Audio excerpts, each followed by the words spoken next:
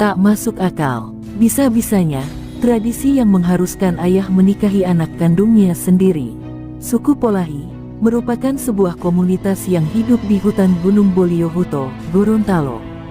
Masyarakat suku Polahi selama ini terkenal sangat tertutup.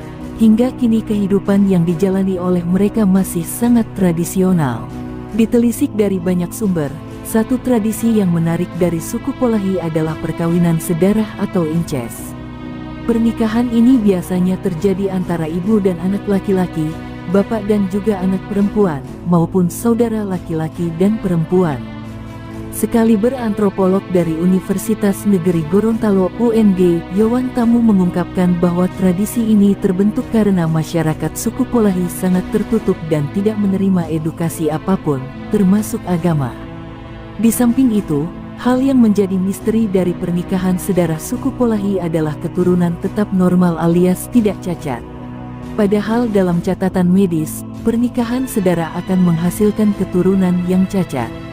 Pada dasarnya, suku Polahi adalah sebutan untuk suku terasing yang tinggal di pedalaman hutan Gorontalo, yaitu di wilayah Boliohuto, Desa Tamaela, Kecamatan Tolangohula, Kabupaten Gorontalo. Masyarakat suku Polahi memiliki tradisi perkawinan sedarah yang kuat, di mana ketika seseorang mencapai kedewasaan, baik laki-laki maupun perempuan, mereka disandingkan dengan saudara kandungnya sendiri. Dalam rumah tangga dengan kakek nenek, dari ayah dan ibu ayah, ibu, dan anak-anak, misalnya, anak ini akan menikah dengan saudara laki-lakinya sendiri di antara anak laki-laki dan perempuan yang masih bersaudara ketika ia dewasa. Sehubungan dengan hal itu, bahwa pernikahan adalah proses yang relatif sederhana dan unik bagi orang Polahi.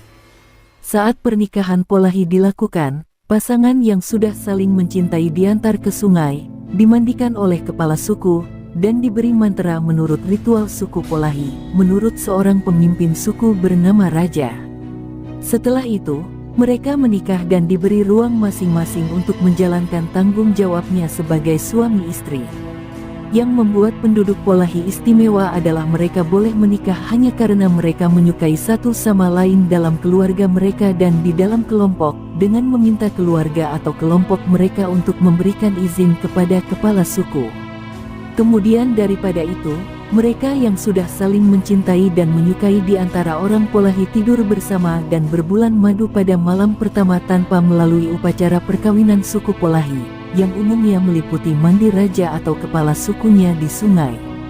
Rupanya, dalam masyarakat Polahi, sistem perkawinan dikenal dengan istilah incest. Karena letaknya yang terpencil, masyarakat Polahi tidak berinteraksi dengan kelompok masyarakat lain. Mereka adalah anggota suku yang jauh dan terpencil, yang berkontribusi pada perkawinan sedarah di komunitas mereka. Perkawinan sedarah tidak dilarang di antara suku Polahi, meskipun faktanya dilarang menurut hukum positif. Keinginan keluarga untuk saling kawin dalam berbagai kelompok keluarga, menurut masyarakat Polahi, incest atau sedarah bukanlah sesuatu yang dilarang.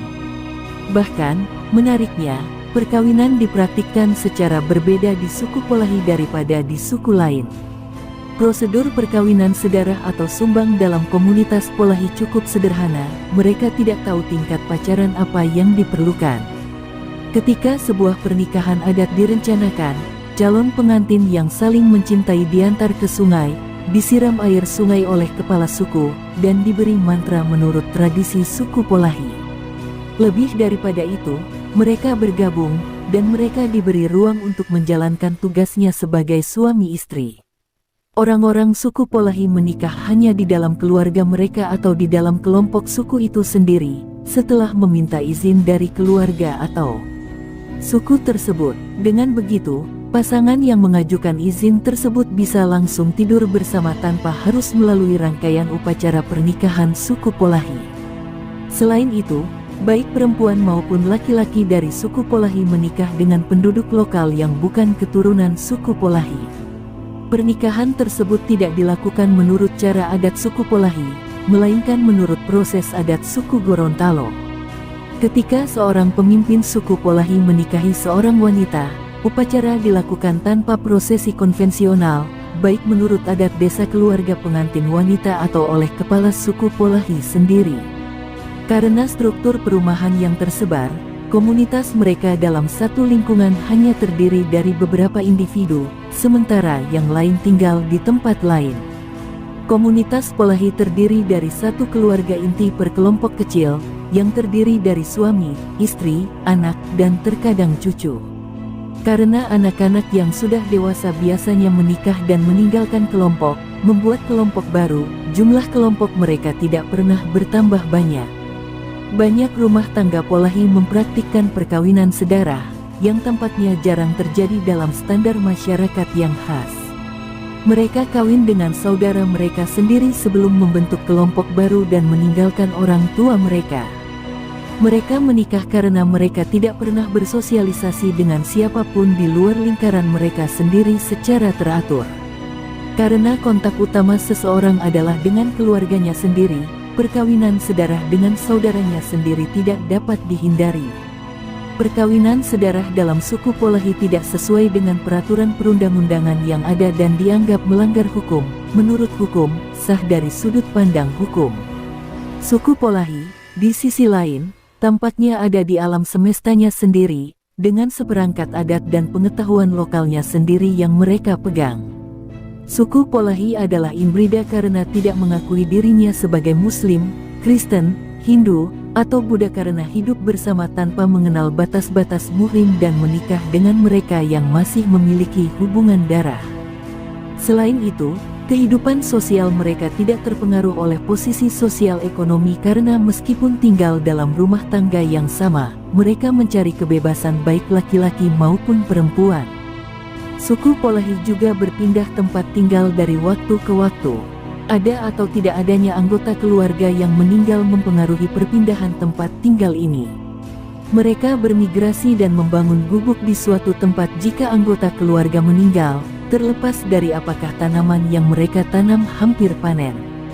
Mungkin ini dilakukan untuk menghindari bau jenazah anggota keluarga yang sudah meninggal, karena mereka tidak terbiasa dengan penguburan. Mereka baru saja mulai terlibat dengan berjalan ke dusun dan berinteraksi dengan warga. Bahasa Gorontalo dituturkan oleh suku Polahi dan penduduk setempat, membuat komunikasi dengan mereka yang tinggal di pinggiran dusun menjadi lebih mudah. Banyak dari mereka yang menikah dengan penduduk setempat telah tinggal secara permanen di desa dengan keluar dari kelompok ketika mereka pertama kali mulai berhubungan dengan penduduk desa pada tahun 1990. Pernikahan di Gorontalo harus dilakukan oleh Baate, menurut hukum adat. Majilu, Tahilu, dan Bapu termasuk di antara suku-suku yang mentolerir perkawinan sedarah, selain Polahi. Namun, ada beberapa larangan dalam kelompok ini, salah satunya adalah orang tua tidak boleh mengawini anaknya sendiri, melainkan boleh mengawini cucunya. Pembatasan lain adalah bahwa seorang anak muda boleh menikah dengan ibu tirinya daripada ibu kandungnya. Dalam budaya Polahi, seorang wanita dan seorang pria yang tumbuh bersama dan memiliki hubungan biologis saudara sedarah diizinkan untuk menikah atau dikenal sebagai momeku. Jika suami dan istri tidak memiliki anak, mereka dapat memilih untuk bermitra dengan orang lain.